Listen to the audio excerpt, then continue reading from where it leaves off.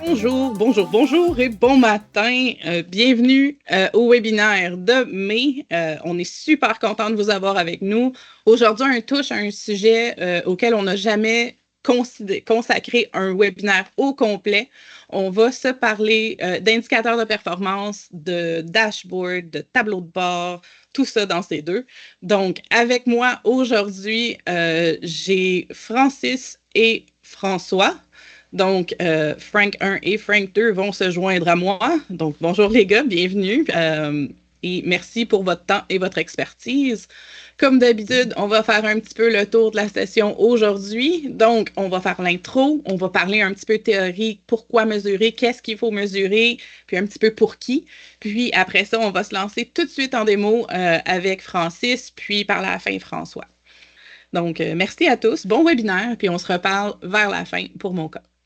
À tantôt. Merci, Maud. Maintenant, on va se parler de pourquoi on est là aujourd'hui.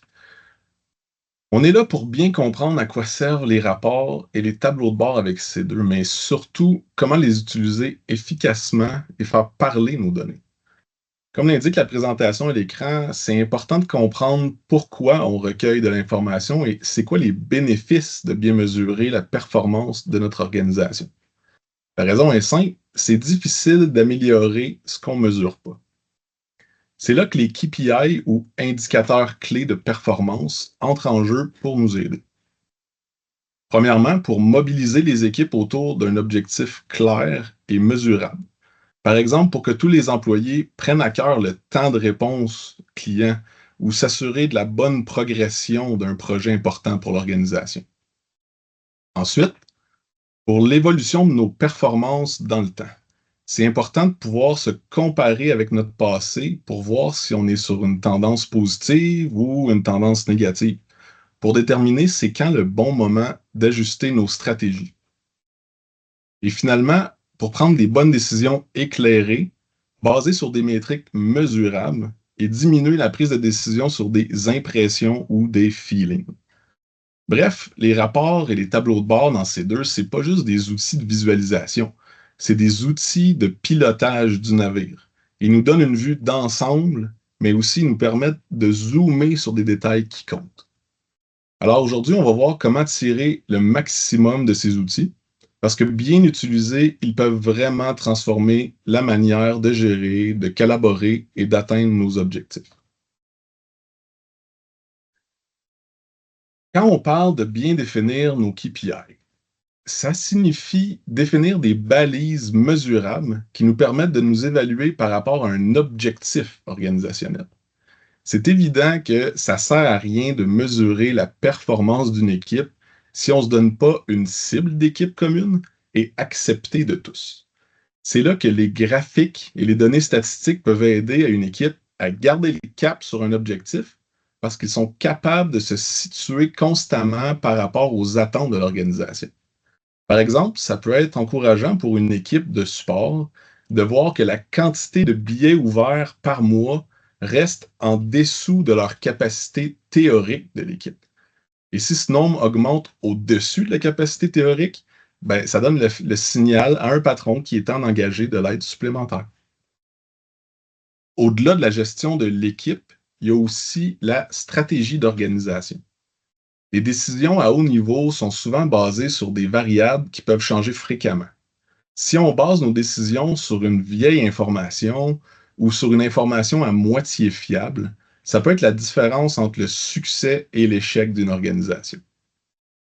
Avec un bon rapport ou un tableau de bord, fini les mauvaises surprises à la fin de l'année parce qu'on n'a pas été averti à temps de remplacer des équipements désuets, ou fini les employés qui se brûlent au travail parce qu'ils traitent 80% et plus des billets de leur équipe, et fini de ne pas savoir si on a assez d'ordinateurs pour le prochain employé qui va arriver.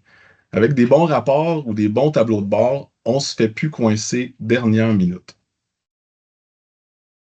Maintenant, c'est quoi nos options avec ces deux? Il y en a trois principales.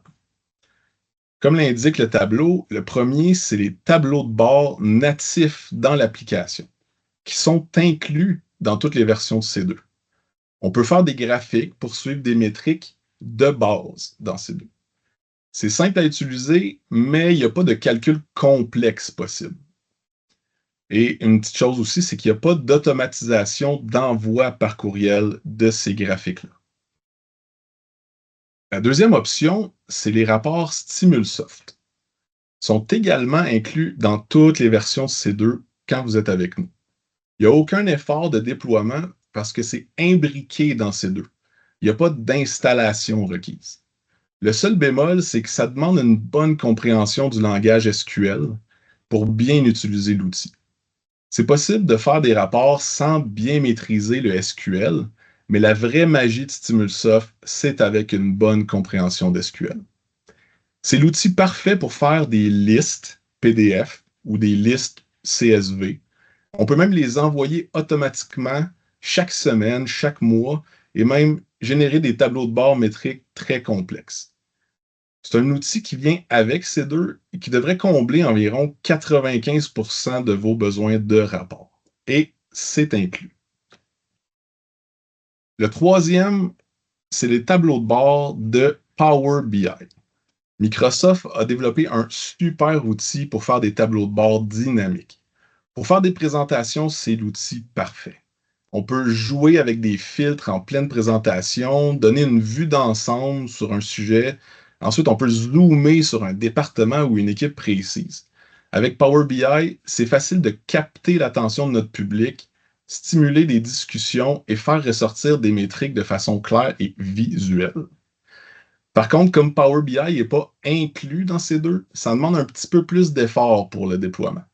Vous aurez besoin d'une licence Microsoft pour l'utiliser, évidemment. Et c'est important de savoir qu'on ne peut pas envoyer ces Power BI-là automatiquement dans C2. Pour les envoyer, il faut y passer par des logiciels comme Microsoft Power Automate. Un autre détail important, c'est que si vous voulez utiliser Power BI, la connexion à votre entrepôt de données chez C2, ce n'est pas fait par défaut. Si vous voulez avoir accès avec Power BI, vous devez communiquer avec l'équipe C2 pour avoir accès. Je vous ai montré un peu la théorie. Je pense que c'est assez. Maintenant, on passe à la démo. Francis, je te passe le flambeau. Merci François. Bonjour, bienvenue à ce webinaire. Je m'appelle Francis Couture. On va commencer par discuter des tableaux de bord. Bien que François ait mentionné quelques aspects, quelques critères, je vais probablement me répéter un petit peu. Les avantages qu'on retrouve au niveau des tableaux de bord, comme mentionné, c'est qu'il est intégré à ces deux. Si on a accès au tableau de bord via la sécurité de nos groupes, on est capable de pouvoir s'en servir en tant que ressource. Facile d'utilisation, les données sont en temps réel. C'est l'outil parfait pour pouvoir prendre le pouls de notre application, de pouvoir voir qu'est-ce qui se passe et d'être en mesure de pouvoir répondre rapidement. Les inconvénients, comme on mentionne, c'est que ne peut pas être envoyé par processus. On peut partager manuellement le tableau de bord, mais il n'est pas interactif.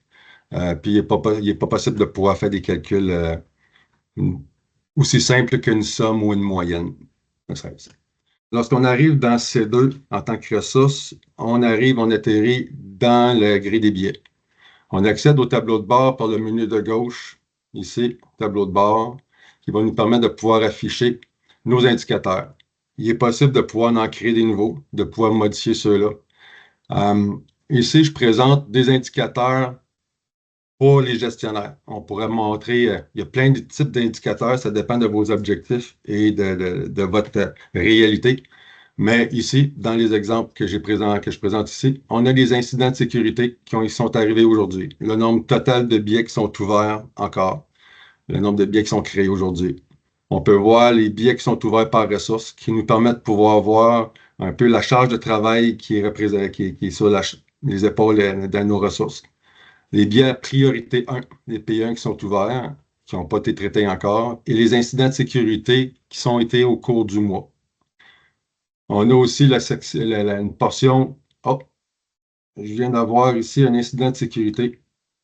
Ce qui est le fun avec les tableaux de bord, c'est que si on clique sur l'indicateur, ça nous permet de pouvoir aller voir la recherche qui est derrière et on voit le billet des sécurités qui a été créé. Donc, je suis capable de pouvoir y accéder en cliquant sur le bouton, en cliquant sur le numéro et on peut prendre connaissance du billet. Perte ou vol d'un ordinateur de travail.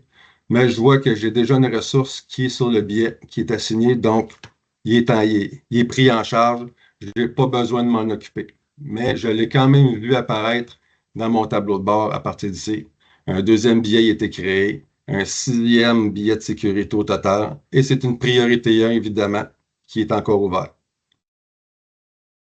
Si je regarde au niveau des ressources, on peut avoir des indicateurs qui vont nous indiquer, qui vont nous parler comme pour les nombres de billets qu'on a dépassé notre temps de réponse ou le nombre de billets qu'on a dépassé notre temps de résolution. Il peut y avoir des bonnes raisons pourquoi que ça a été expiré, mais ça nous présente la quantité. Ici, le nombre de billets qui n'ont pas été pris en charge encore. Les billets qui sont en attente, il peut y avoir des indicateurs en attente d'approbation, en attente externe ou interne. Comme je mentionnais, on est en mesure de pouvoir en rajouter. On peut avoir des diagrammes circulaires, des histogrammes, des diagrammes en zone, en ligne, de compteurs. Principalement, les compteurs sont les camemberts ou les graphiques en secteur ou les histogrammes sont les plus simples à utiliser, puis ceux qui parlent le plus. On a des options. Quand on clique sur la petite clé ici, on accède aux options de l'indicateur. Une section titre, ce que ça cible. On pourrait cibler les clients, on pourrait cibler les CI pour notre inventaire.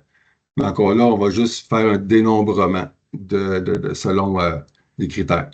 Statut ouvert ou fermé.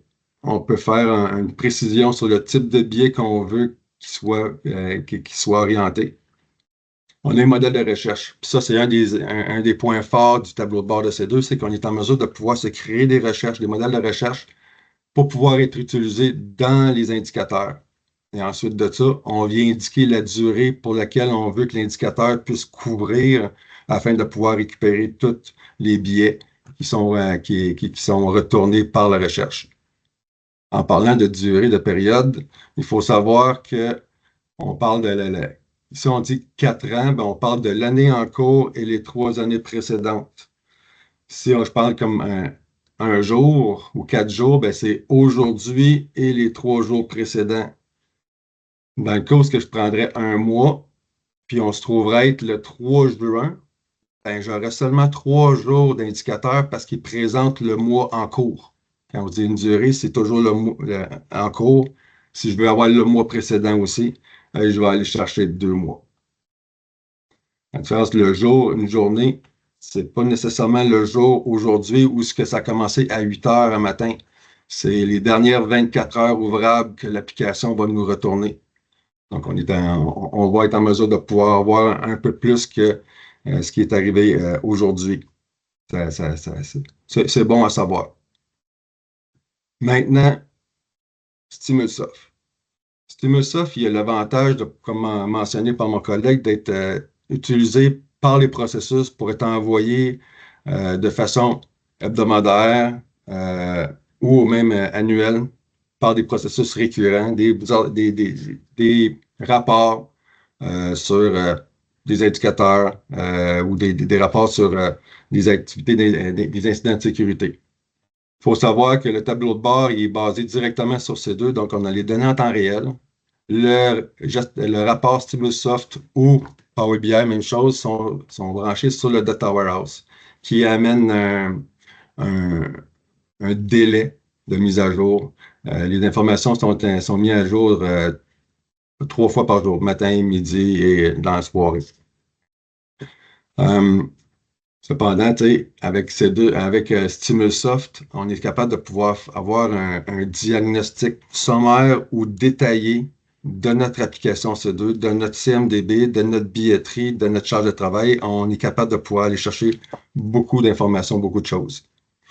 Des avantages, il y a la possibilité aussi de pouvoir appliquer une sécurité par groupe, de sorte qu'on peut avoir des rapports qui sont basés sur des données confidentielles ou des données de sondage, parce qu'on ne voudrait pas nécessairement que toutes les ressources puissent consulter, on est capable de pouvoir adresser une sécurité pour que ce soit seulement que les membres d'un groupe spécifique qui aient accès à ces informations-là. Donc, on est capable de pouvoir circonscrire un peu qui peut voir quoi. Côté technique requis pour pouvoir utiliser StimuSoft provient des requêtes SQL, comme mentionné par mon collègue, mais n'ayez crainte, on est là pour vous aider. Si jamais vous avez quoi que ce soit, vous avez qu'à nous le demander.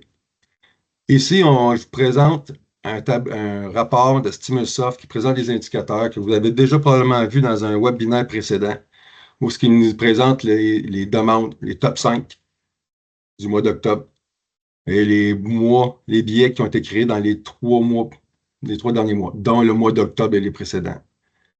J'ai des paramètres ici, en haut à gauche, qui me permettent de pouvoir sélectionner les mois désirés.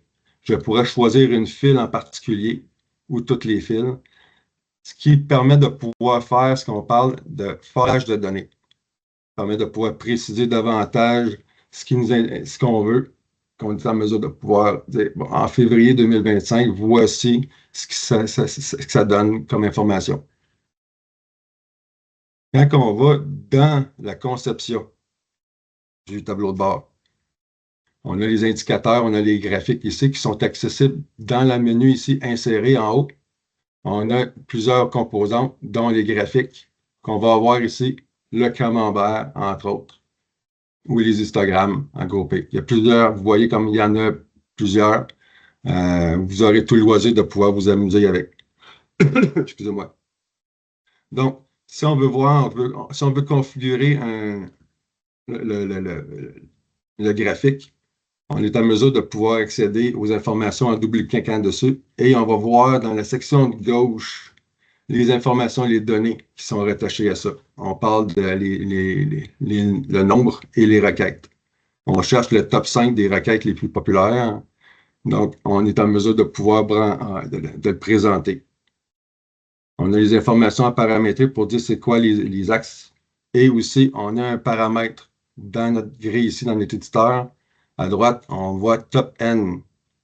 C'est l'indicateur pour mentionner comme quoi que je veux avoir un top 5. Je peux avoir un top 3 ou un top 10, dépendamment. En changeant le top 5 pour un top 3, ben, il nous en présenterait seulement que 3. Un peu le même principe pour le graphique ici, l'histogramme. Ils sont tous basés sur des datasets. Comme ici, mon top 5, il est basé sur le dataset Top Request. Quand je regarde le SQL en double-cliquant dessus, je tombe en mode édition de mon dataset et je vois le SQL qui a été généré pour pouvoir me retourner le nombre de billets pour les requêtes, groupés par les requêtes, ce qui me permet de pouvoir afficher un graphique. Dans le cas du histogramme, on a ce dataset-ci qui va me chercher les mois formatés avec le compteur, avec les critères que j'ai besoin, qui va chercher les critères, les paramètres. My year, avec le A commercial, pointe vers le paramètre année. Ici, je regarde si les mois que j'ai choisis sont dans les mois, le mois sélectionné, -2, pour aller chercher les 3 derniers mois. Et la file. Je vais m'assurer que je suis allé chercher les bonnes files. On est en mesure de pouvoir avoir d'autres styles de rapports aussi, comme des listes d'inventaire selon l'état ou le statut de nos articles. On peut faire une gestion de la désuétude, exactement. Avoir une liste des appareils qui vont être à changer, à remplacer dans l'année. Ce qui nous permet aussi de pouvoir faire une planification budgétaire pour être en mesure de pouvoir prévoir les budgets requis pour pouvoir faire ce changement-là, que ce soit au niveau des postes de travail, des périphériques ou des serveurs. On est en mesure de pouvoir configurer des récurrences, des processus qui vont nous permettre de pouvoir créer des billets dans l'application et en mesure de pouvoir nous renvoyer ces rapports-là au moment où on veut avoir.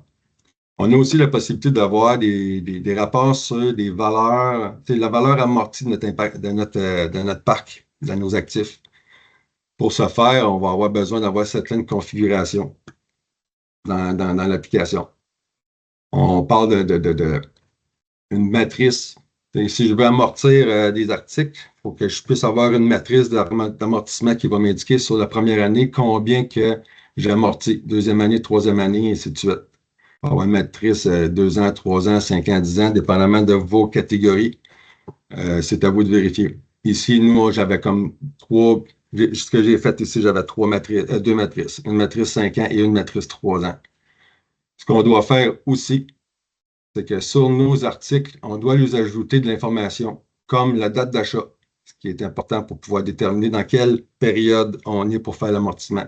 Le coût initial, la matrice qui est rattachée à ce type d'article-là.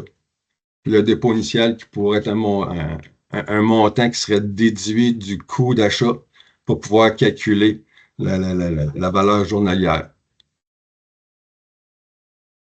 Si je regarde dans mon rapport ici, on voit qu'il y a la section, tout ce qui était orange, c'est des sections qui sont en mesure de pouvoir être des regroupements. Ce que ça donne comme exemple, comme idée, c'est ce rapport-là.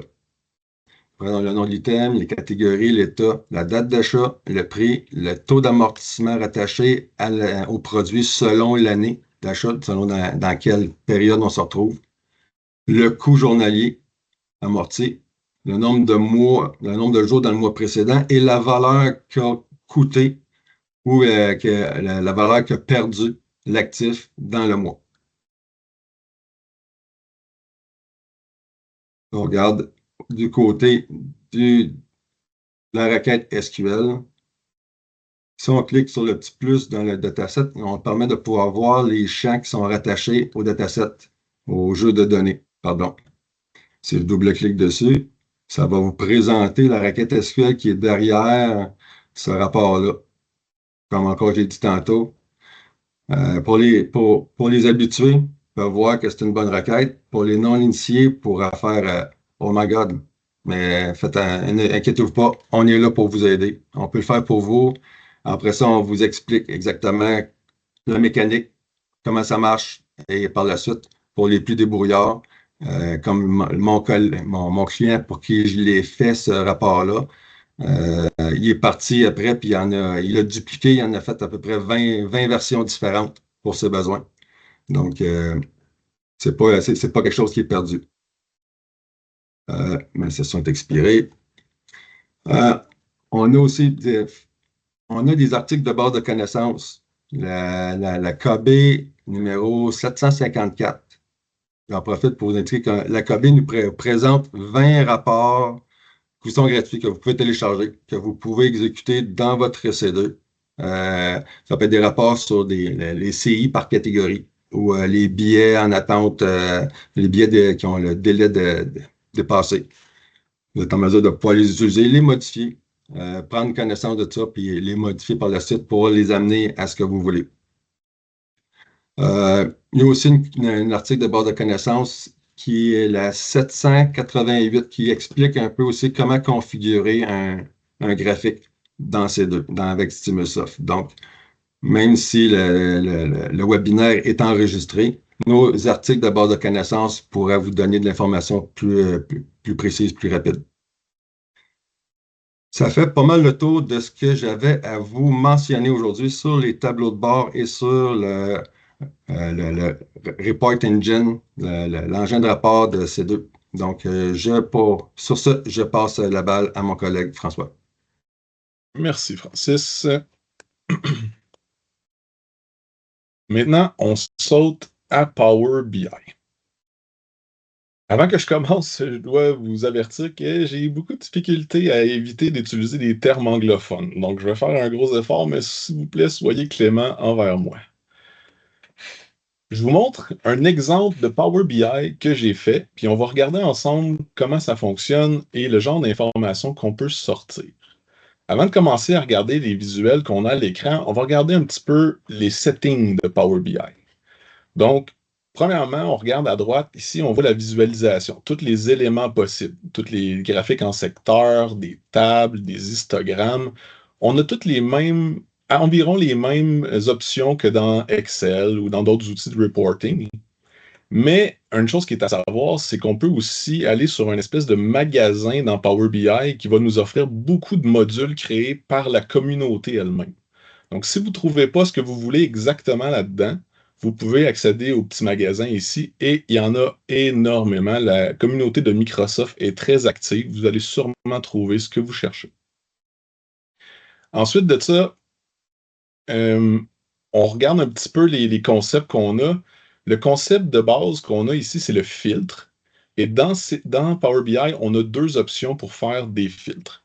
La section qu'on voit ici de filtre à l'écran, c'est une section que je dirais de paramétrage. Quand on va construire le Power BI, on va aller mettre des filtres ici. Donc, pour mettre un filtre, c'est simple, on va aller chercher la table et le champ requis et on va le glisser dans un endroit ici. Si on prend un champ ici, on le glisse ici dans la section sur ce visuel, le filtre va être uniquement affecté sur le graphique qui est ici. Il n'affectera pas les autres à l'écran. Si par contre on le glisse dans la section dans la page, le filtre va affecter tous les graphiques de la page 1. Et si on veut, comme ici, prénom ressources, un filtre de toutes les pages, on peut le glisser ici, et dans ce cas-là, le filtre choisi va affecter toutes les pages du rapport. Donc, ça, c'est la section de filtre de paramétrage. Je vous conseille d'utiliser ça à la création du Power BI. Quand on va utiliser ou présenter un Power BI, je vous conseille d'utiliser le petit outil qu'on appelle segment ou slice en anglais. Un segment va nous permettre, comme on voit à l'écran, de faire des filtres qui sont plus visuels et dynamiques.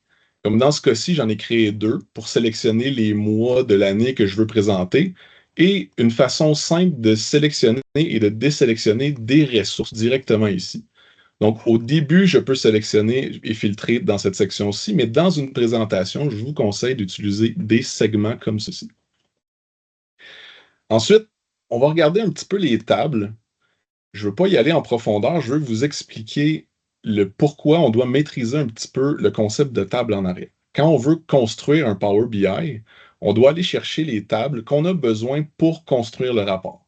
Idéalement, uniquement les tables qu'on va avoir besoin pour ne pas alourdir le document de Power BI. Une fois qu'on a sélectionné les tables, il y a une autre petite étape qui est bien importante et qui est un petit peu plus complexe. On doit lier les tables ensemble. Et ça, Power BI a une belle interface visuelle pour faire ça. Ceux qui ont déjà utilisé des Crystal Report ou des Access, vous allez voir que ça ressemble pas mal. Ce sont des liaisons graphiques. Donc, on lie une table à l'autre avec des règles. Donc, la complexité est un petit peu plus élevée que si on utilisait une seule table, mais c'est là que la magie va se produire. Quand on va lier des tables ensemble, on va être capable de faire des liens ensemble et d'introduire des données beaucoup plus complexes. Si pour vous, c'est du chinois et que vous n'avez pas l'intention de devenir des experts en liaison, on est là pour ça. Francis et moi, on connaît extrêmement bien la structure de base de données de ces deux. Donc, on va être capable, avec un petit atelier, que vous compreniez maintenant à votre tour quelle liaison vous avez besoin de faire pour avoir l'info que vous voulez. C'est un petit peu plus difficile à démêler tout ça, mais c'est là que ça va payer pour la suite.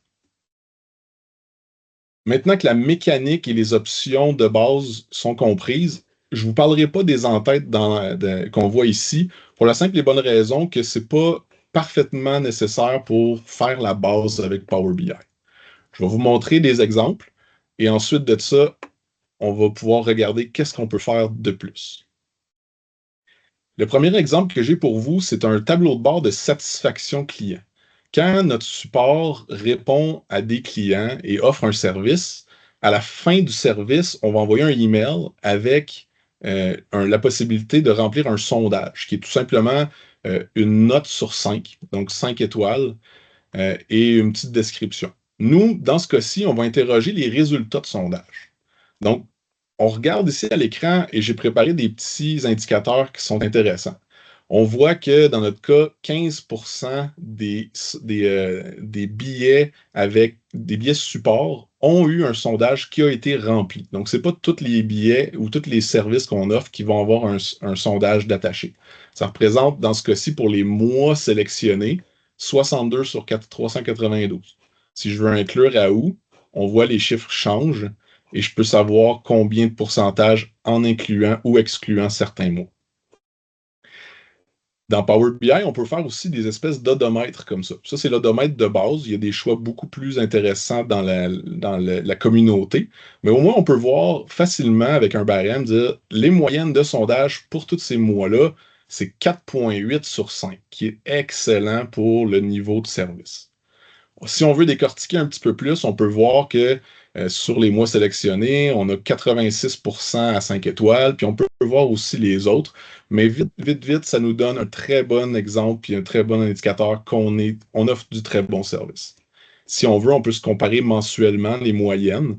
On peut voir des mois que ça a été un petit peu plus difficile ou carrément des mois qu'on a des notes parfaites. Donc, en jouant avec les filtres à gauche, on peut faire changer les données. Deuxième exemple que j'ai pour vous, ce serait un tableau de bord de niveau de service. Nos collègues ont déjà fait un exemple de SLA pour pouvoir l'utiliser dans C2. Maintenant, dans Power BI, qu'est-ce qu'on peut faire? On peut se faire des indicateurs. Donc, dans C2, il y a deux indicateurs très importants, le temps de réponse et le temps de résolution. Est-ce qu'on a répondu à temps à notre client et est-ce qu'on a réussi à résoudre son problème dans les temps ciblés? On se donne toujours des objectifs dans ces deux, disons par priorité. Donc, priorité pour répondre aux clients, on se dit en dedans d'une heure, c'est acceptable. Priorité 2, en dedans d'une heure aussi. Priorité 3, c'est 4 heures, et ainsi de suite. Donc, dans ce cas-ci, on peut voir que les priorités les plus importantes, on répond à 100% dans les temps. Donc, ça, c'est très encourageant pour une équipe de voir que les urgences très prioritaires, on offre un service impeccable. Ensuite de ça, on voit les pourcentages qui diminuent ou qui s'ajustent. Puis ça va avec les priorités, mais ça reste des pourcentages très acceptables selon les cibles qu'on s'est données. Au niveau du temps de résolution, comme dans mon exemple ici, on voit que pour la priorité 1, on se donne 4 heures pour résoudre les problèmes les plus complexes, les plus urgents. C'est sûr que les P1, normalement, ce sont des problèmes un petit peu plus complexes. Des fois, ils vont demander un peu plus de réflexion, d'essais-erreurs. Donc, c'est normal qu'on ne soit pas à 100% dedans parce que les problèmes les plus complexes sont dans cette classe-là. Donc, en regardant les priorités et les pourcentages, on se rend compte qu'on est quand même très efficace dans les résolutions également. Si on veut y aller un peu plus globalement, sans nécessairement se soucier de la priorité, on peut se faire des graphiques comme ça. Un temps de réponse. Est-ce qu'on était dans les temps? Oui. Ou est-ce qu'on était en retard? Non. Donc, on peut voir qu'à 89,5%, on répond dans les temps et qu'on est à 10% qu'on répond en retard. Donc, ça, c'est un métrique qui m'indique, moi, rapidement, qu'on offre un très bon service. On ne réussira jamais à être parfait, mais 90%, c'est très proche. Au niveau du temps de résolution, c'est un peu le même principe. On est à 88% des cas qu'on se fait donner qui vont être résolus dans les temps qu'on s'est donné en tant qu'objectif organisationnel. Donc, ce qui est un excellent temps également. Avec ça, on peut voir avec le temps, si on se rend compte qu'on veut jouer avec les données, on peut voir cibler des mois précisément ou regarder depuis 2025, on est à plus que 90, on est à 94%. Donc, c'est très rassurant. Ça montre une tendance qui est progressive pour le temps de résolution. Peut-être qu'on a engagé quelqu'un, peut-être que les gens se sont améliorés dans notre équipe, qui sait. Un autre exemple qu'on peut vous montrer, c'est la quantité de nombre de billets dans mon tableau de bord. Donc, dans ces deux, je peux voir le nombre de billets ouverts par mois et le nombre de billets fermés. Ça me donne un indice assez visuel à savoir est-ce que mon équipe est submergée ou je réussis à garder le cap dans mon équipe. Je peux aussi regarder par priorité. C'est quoi les priorités qui sont les plus populaires? On s'attendrait à avoir des priorités 2 et 3 qui sont les majorités. Et ici, vous voyez, en avril, on a eu 11 priorités 1. Donc, en avril, il a dû se passer quelque chose. Donc, 11 billets urgents, priorité 1. On a un indice qui nous permettrait d'essayer de comprendre la situation. Mon dernier exemple que j'ai pour vous, c'est un exemple du nombre de billets, mais par ressource cette fois-ci. Si vous êtes un patron d'un support et que vous désirez être équitable avec votre équipe, ben ça peut être un très bon moyen de l'être. Si on sélectionne les mois qu'on veut, on peut regarder qu'entre mes 3 ressources, Albert a pris 46% des cas Ensuite, Georges a pris 42 et Joe juste 11%. C'est sûr qu'il y a plein de choses qui peuvent s'expliquer. Peut-être que Joe, c'est l'expert du département qui se prend les cas les plus complexes. Peut-être que c'est ça la stratégie d'équipe. Mais si c'est pas le cas et c'est supposé d'être équitable en toute l'équipe, ben on peut savoir, puis on peut dénoter facilement que Joe, peut-être on pourrait essayer d'augmenter sa cadence pour pouvoir répondre à un petit peu plus de billets pour être équitable dans l'équipe. Un autre exemple ici, c'est on peut y aller avec les ouverts-fermés par ressource. Et ce que je vais vous montrer là est très intéressant. C'est une fonction en français qui s'appelle l'extraction, ou si vous êtes plus en anglais, ça va être la fonction qu'on appelle le drill through. Si je regarde le graphique et je me dis, OK, Albert a répondu à 182 demandes, je trouve ça gros, j'aimerais ça comprendre c'est quoi les 182 demandes.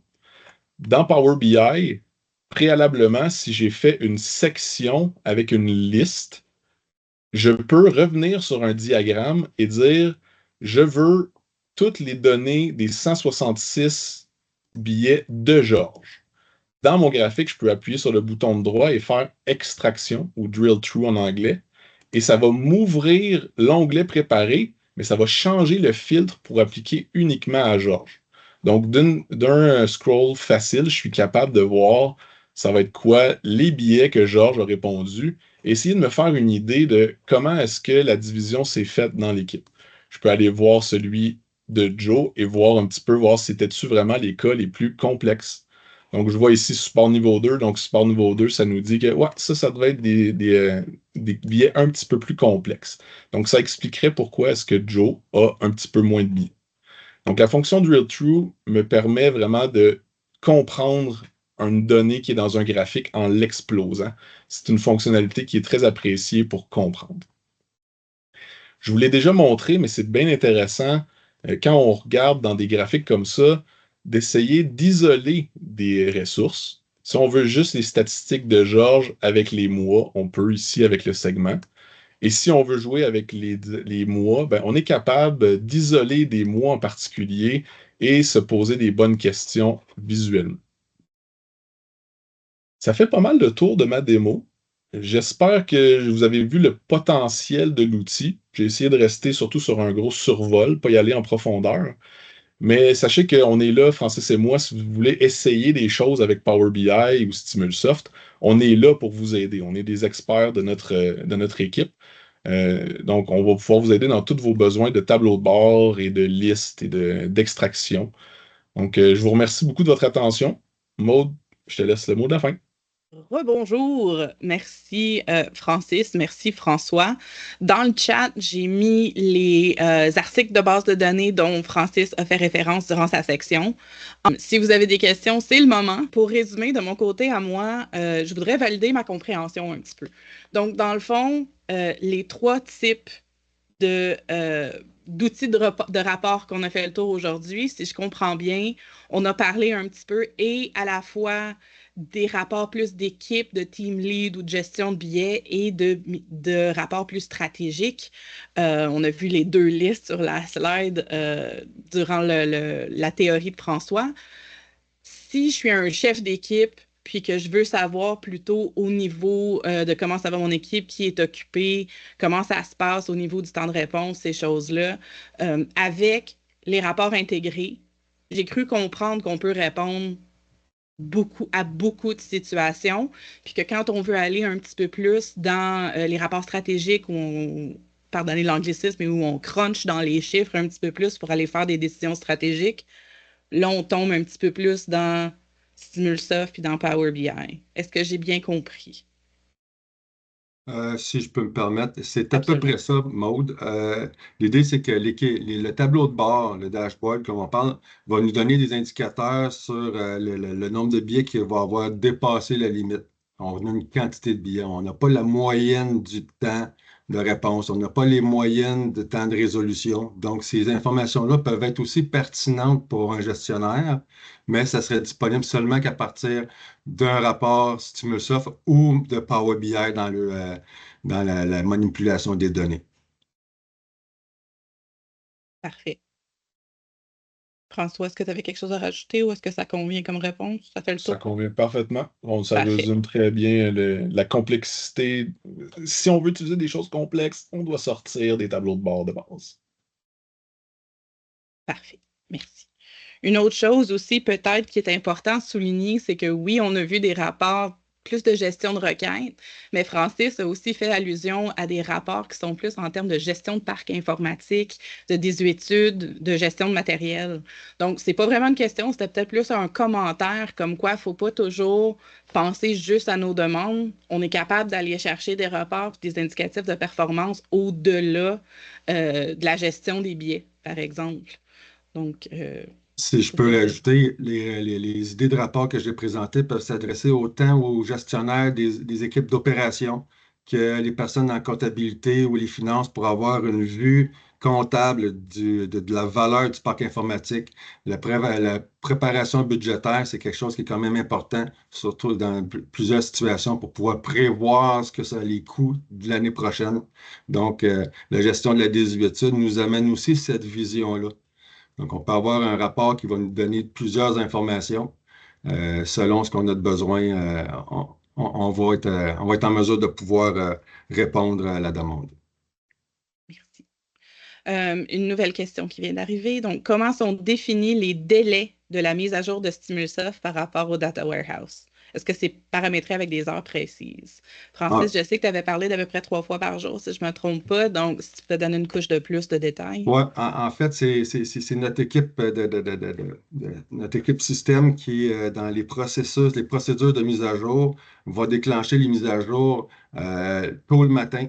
Mais on s'entend avec la quantité de clients qu'on a, des clients qui sont un peu plus gros que d'autres. Donc, le processus, la procédure de mise à jour d'un data warehouse, d'une base de données à l'autre, peut être un peu plus long. Donc, même s'il commencerait à 6 heures, ça ne veut pas dire que vous allez être mis à jour à 6 heures. Ça peut être à 7 heures, mettons. Mais c'est mis à jour tôt le matin, en début d'après-midi et en début de soirée.